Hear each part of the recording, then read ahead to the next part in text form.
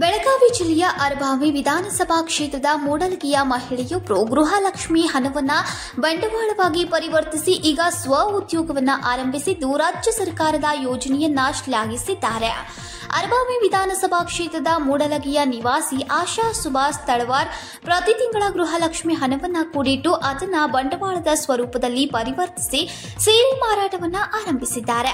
ಚಿಕ್ಕದಾಗಿ ಟೈಲರಿಂಗ್ ಕೆಲಸ ಮಾಡಿಕೊಂಡಿದ್ದ ಆಶಾ ತಳವಾರ್ ಅವರು ತಮ್ಮ ಆರ್ಥಿಕ ಮಟ್ಟ ಗೃಹಲಕ್ಷ್ಮಿಯಿಂದ ಸುಧಾರಿಸಿದ್ದು ಸಿಎಂ ಸಿದ್ದರಾಮಯ್ಯ ಮತ್ತು ಮಹಿಳಾ ಮತ್ತು ಮಕ್ಕಳ ಕಲ್ಯಾಣ ಇಲಾಖೆಯ ಸಚಿವೆ ಲಕ್ಷ್ಮಿ ಹೆಬ್ಬಾಳ್ಕರ್ ಅವರಿಗೆ ಕೃತಜ್ಞತೆಯನ್ನ ಸಲ್ಲಿಸಿದ್ದಾರೆ. ಅಲ್ಲದೆ ಸಚಿವೆ ಲಕ್ಷ್ಮಿ ಹೆಬ್ಬಾಳ್ಕರ್ ಅವರಿಗಾಗಿ ಸುಂದರವಾದ ಸೀರೆಯನ್ನ ಉಡುಗೊರೆಯಾಗಿ ಕಳಿಸಿಕೊಟ್ಟಿದ್ದಾರೆ.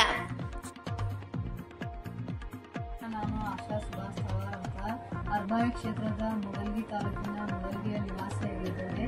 ನಾನು ಗೃಹಲಕ್ಷ್ಮಿ ಬಗ್ಗೆ ಮಾತಾಡೋಕೆ ಇಷ್ಟಪಡ್ತೀನಿ.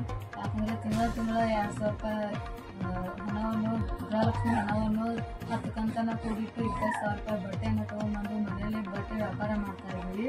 ಅದರಿಂದ ನಮಗೆ ತುಂಬ ಅನುಕೂಲವಾಗಿದೆ. ಅಂತ ಕಾಂಗ್ರೆಸ್ ಸರ್ಕಾರಕ್ಕೆ ಹೇಳೋಕೆ ಇಷ್ಟಪಡ್ತೀನಿ.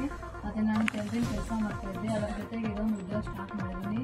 ನಮ್ಮಂಥ ಬಡ ಹೆಣ್ಮಕ್ಳಿಗೆ ಇದೊಂದು ಗೃಹಲಕ್ಷ್ಮಿ ಯೋಜನೆ ತುಂಬ ಅನುಕೂಲವಾಗಿದೆ.